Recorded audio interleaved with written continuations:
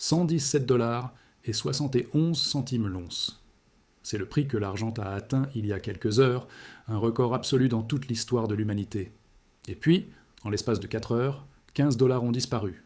Volatilité normale, diront certains, prise de profit, diront les analystes, mais ce qui s'est passé n'a rien de normal. C'est une opération chirurgicale, une liquidation forcée orchestrée avec une précision militaire. Un mécanisme utilisé en 1980, en 2011, et qui vient d'être déclenché à nouveau. Aujourd'hui, je vais vous montrer exactement comment ils ont fait, les données, les acteurs, et ce que cela signifie pour ceux qui détiennent de l'argent physique. Commençons par l'arme, l'augmentation des marges. Sur le papier, ça semble ennuyeux, de la réglementation technique pour traders professionnels. Mais dans la réalité, une augmentation des marges au bon moment est une arme de destruction massive financière. Quand vous négociez des contrats à terme sur l'argent au COMEX, vous ne payez pas la valeur totale du contrat. Vous déposez une fraction, qu'on appelle la marge, comme un acompte. Un contrat représente 5000 onces d'argent à $110 l'once. Ça fait 550 000 $. Mais vous n'avez besoin que de 22 000 $ de marge pour le contrôler. C'est ce qui rend le marché liquide, c'est ce qui permet aux petits acteurs de participer. Et c'est précisément ce qui permet aux gros acteurs de les éliminer. Le CME Group peut modifier ses exigences quand bon lui semble. Et quand ils augmentent les marges, chaque trader doit immédiatement déposer plus d'argent ou liquider sa position. Voici le point que je ne peux pas expliquer complètement dans cette vidéo.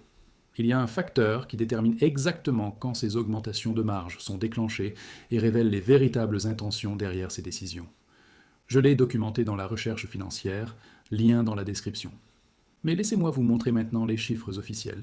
Le 7 janvier 2026, le CME Group a annoncé une augmentation de 47% des marges, de 22 000 à 32 500 $ par contrat, du jour au lendemain.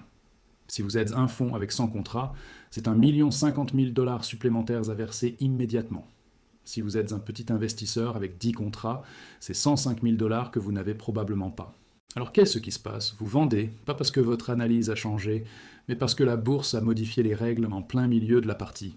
C'est le bouton d'arrêt d'urgence. C'est comme ça qu'on écrase un rallye sans tirer un seul coup de feu. On rend simplement trop coûteux pour quiconque de maintenir sa position. Le timing n'est pas accidentel, l'argent venait de franchir les 110 $, la dynamique s'emballait. Les taux de location de l'argent avaient explosé à 8% contre 0,3% normalement. Quand les taux atteignent 8%, ça signifie que le marché manque désespérément de métal physique. Stop, je dois être honnête avec vous. Ce que je viens de vous montrer, les marges, le timing, les taux de location, c'est ce que je peux montrer dans une vidéo YouTube. Mais il y a 3 analyses que je ne montrerai pas ici. Premièrement, les données complètes des inventaires du COMEX sur les 90 derniers jours et leur trajectoire réelle. Deuxièmement, quelle banque centrale accumule secrètement de l'argent en ce moment et en quelle quantité. Troisièmement, le calendrier précis des prochaines échéances de livraison et pourquoi elles sont critiques. Si vous ne regardez que cette vidéo, vous avez la surface. La recherche financière montre la profondeur complète. L'analyse de l'argent, plus Venezuela, dollar, banque centrale et chaque nouvelle documentation que je publie. Un accès, toutes les analyses, pour toujours, lien dans la description. Mais maintenant, laissez-moi vous montrer pourquoi ce schéma n'est pas nouveau. La bourse a vu le train arriver. Si l'argent franchissait les 150 $, tout le marché papier pouvait imploser. Alors, ils ont augmenté les marges, forcé les liquidations et transformé un rallye historique en crack éclair. Ce n'est pas la première fois, en 1980, quand l'argent a bondi vers 50 $, le COMEX a restreint les positions. Les frères Hunt ont été anéantis en 2011, quand l'argent a atteint 49 $. Le CME a augmenté les marges 5 fois en 8 jours. 5 fois en 8 jours. Pensez à ça un instant. L'argent est passé de 49 à 26 $ en quelques semaines, et maintenant en 2026, l'histoire se répète. Ce n'est pas un marché libre. C'est un marché contrôlé par les mêmes institutions condamnées pour manipulation. En 2020, JP Morgan a payé une amende record de 920 millions de $ pour manipulation des métaux précieux. 15 traders, 2 desks de trading, 8 ans de manipulation, ce n'est pas une théorie du complot. C'est un cas juridique réglé. Et le 7 janvier dernier, lors de la grande liquidation, JP Morgan a émis 99% des mandats de livraison. Si vous êtes encore là, vous avez compris de quoi il s'agit vraiment. Cette compréhension vous suffit ou voulez-vous les données complètes? La recherche financière vous montre ce que je ne peux montrer dans aucune vidéo. L'argent, Venezuela, dollar et tout ce qui vient. Lien ci-dessous. Continuons. C'était une attaque coordonnée pour empêcher l'argent de se libérer du système de prix papier. Ils peuvent manipuler le prix papier, mais ils ne peuvent pas créer d'argent physique. Pendant que le prix papier se faisait massacrer à New York, quelque chose de différent se passait sur le marché physique. Pendant que le COMEX négociait l'argent à 111 $, l'argent physique au Japon changeait de main à 130 $. Au Koweït, 116 $, en Corée du Sud, 97 $. C'est le grand divorce, le marché papier et le marché physique ne se parlent plus. Il n'y a pas assez d'argent physique pour répondre à la demande à ces prix papier. Les inventaires enregistrés du COMEX ont chuté de plus de 70% depuis 2020. Environ 440 millions d'onces au total dans les coffres, mais seulement 124 millions peuvent être livrés. En janvier 2026, 33 millions d'onces ont été physiquement retirées du COMEX en une semaine. 26% de l'inventaire enregistré, disparu en 7 jours. Le 1er janvier 2026, la Chine a reclassé l'argent comme métal stratégique à double usage. Seules 44 entreprises ont reçu des licences pour exporter de l'argent sur les 2 prochaines années. La Chine raffine plus de la moitié de l'approvisionnement mondial en argent. Elle est l'intermédiaire entre les mines d'Amérique du Sud et les usines de l'Occident. Quand elle coupe les exportations, elle coupe l'approvisionnement mondial. À Shanghai, les primes sur l'argent physique ont atteint 8 $ l'once par rapport à Londres. C'est l'écart le plus large jamais enregistré. L'argent est dans les panneaux solaires, les véhicules électriques, les semi-conducteurs, les centres de données pour l'intelligence artificielle. Quand la Chine contrôle le flux d'argent, elle contrôle le flux de technologie. Elon Musk lui-même a réagi. Ce n'est pas bon. L'argent est nécessaire dans de nombreux processus industriels. Et il a raison, sans argent, la transition énergétique s'arrête. Les États-Unis ont ajouté l'argent à leur liste de minéraux critiques en novembre. Alors pendant que le prix papier se fait massacrer au COMEX, la réalité physique est celle-ci. L'argent devient un actif stratégique. Sans lui, pas d'infrastructure d'énergie verte, pas d'électronique haute performance. Alors pourquoi le prix ne reflète-t-il pas cette réalité ? Parce que le marché papier est toujours aux commandes, mais ce contrôle glisse. Chaque augmentation de marge, chaque liquidation forcée, chaque tentative d'écraser le rallye est un signe de désespoir.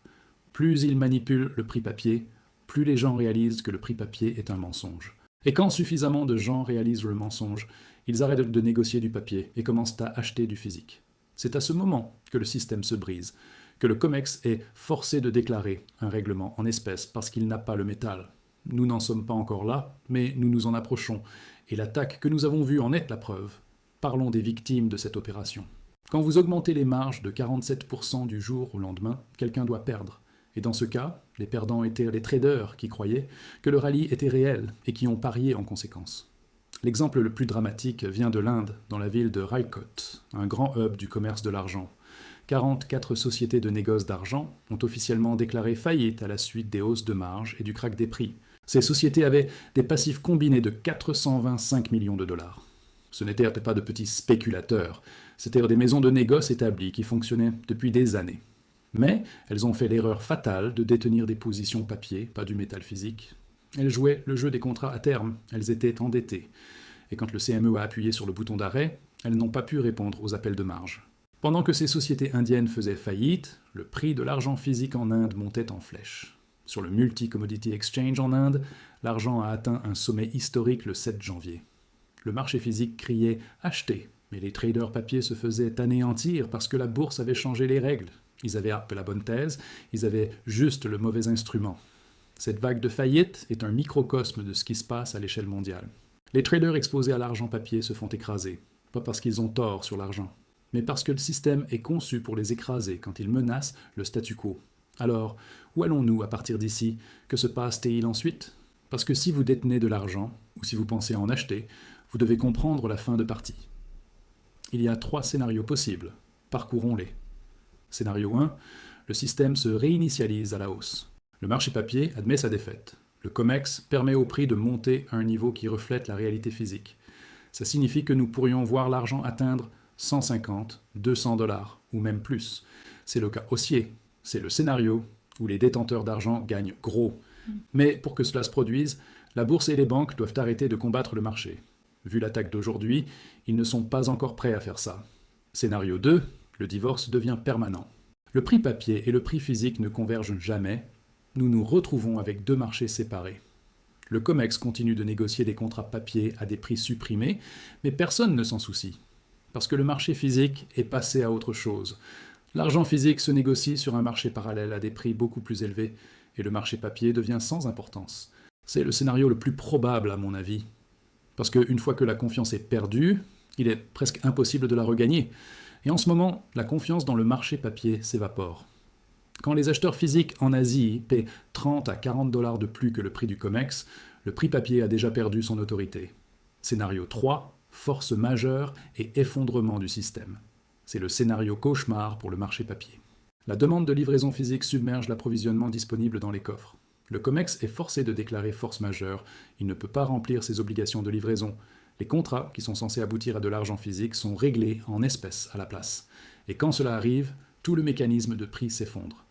Si la bourse qui est censée fixer le prix ne peut pas livrer le métal, quelle crédibilité ce prix a-t-il? Aucune. Dans ce scénario, le prix papier s'effondre parce que personne ne lui fait plus confiance. Mais le prix physique explose parce que la seule façon d'obtenir de l'argent est par le marché physique. Et l'offre est finie. Vous ne pouvez pas imprimer de l'argent physique. C'est presque arrivé avant, en mars 2020, pendant la panique du Covid. Le marché à terme de l'or a failli se briser parce que la livraison physique était devenue impossible. La prime sur les pièces d'or physiques a grimpé à 50 dollars ou plus au-dessus du prix spot. Le système était à quelques jours d'une déclaration de force majeure. Ils l'ont évité par des mesures d'urgence, mais c'était proche. Si l'argent prend cette voie, ça marquera la fin de la découverte des prix basés sur le papier pour les métaux précieux. Le nouveau prix, le vrai prix, sera fixé par les acheteurs et vendeurs physiques dans un marché décentralisé. Pour ceux d'entre vous qui détiennent du métal physique, c'est le moment de comprendre votre position. Vous ne détenez pas une promesse papier, vous n'êtes pas exposé aux appels de marge, vous n'êtes pas à risque de liquidation forcée. Vous détenez un actif réel qui ne peut pas être imprimé, ne peut pas être réhypothéqué, ne peut pas être saisi par un changement de règle. Les gens anéantis dans cette attaque étaient ceux qui jouaient le jeu papier. Les gens qui survivent sont ceux qui détiennent le métal, le vrai métal, pas des promesses sur un écran. Et quand la poussière retombera, quand le marché papier finira par se briser, les détenteurs physiques sont ceux qui auront la richesse. Les détenteurs papier n'auront rien d'autre qu'un règlement en espèces d'une bourse en faillite. Alors ne paniquez pas. Ne laissez pas l'action des prix d'aujourd'hui vous faire sortir. Ce que vous avez vu aujourd'hui, c'était une attaque du marché papier, pas un changement fondamental de la valeur de l'argent. Le marché physique est toujours tendu, la demande industrielle est toujours forte, la Chine restreint toujours les exportations. Le déficit d'approvisionnement est toujours réel. Ce qui s'est passé aujourd'hui, c'est du bruit, c'est de la manipulation. Si vous vendez votre argent physique à cause d'une hausse des marges au COMEX, vous laissez les manipulateurs gagner. Ils veulent que vous ayez peur. Ils veulent que vous vendiez. Ne le faites pas. Gardez votre métal, ignorez le bruit, comprenez le jeu, et préparez-vous pour la fin de partie. Les manipulateurs montrent leur jeu. Ils vous montrent qu'ils sont désespérés. Ils vous montrent qu'ils ne peuvent pas contrôler le marché physique. Ils ne peuvent contrôler que l'illusion papier. Et les illusions ne durent pas éternellement. Si cette vidéo vous a apporté quelque chose, si vous avez appris quelque chose, montrez-le. Abonnez-vous à la chaîne, appuyez sur le bouton « J'aime », partagez cette vidéo. Parce que les médias traditionnels ne vont pas vous raconter cette histoire. Ils vont dire que l'argent a chuté à cause de prise de profit. Ils vont ignorer la hausse des marges, la manipulation bancaire, la pénurie physique. Nous sommes là pour vous dire la vérité. L'argent a été attaqué aujourd'hui par les mêmes institutions qui l'ont attaqué avant. Il a été attaqué parce qu'il menaçait de se libérer de leur contrôle et il sera attaqué à nouveau. C'est la nature du jeu, ils ne peuvent pas abandonner tant qu'ils ont encore du pouvoir à perdre. Mais chaque attaque rend le marché physique plus fort. Chaque attaque réveille plus de gens. Chaque attaque nous rapproche du jour où le marché papier finira par se briser et le vrai prix de l'argent sera révélé. Ce jour arrive, je ne sais pas si c'est le mois prochain ou l'année prochaine, mais il arrive. Et quand il arrivera, les gens qui détiennent de l'argent physique seront du bon côté de l'histoire. L'attaque a eu lieu, maintenant vous savez pourquoi, et maintenant vous savez quoi faire. À demain avec les derniers développements.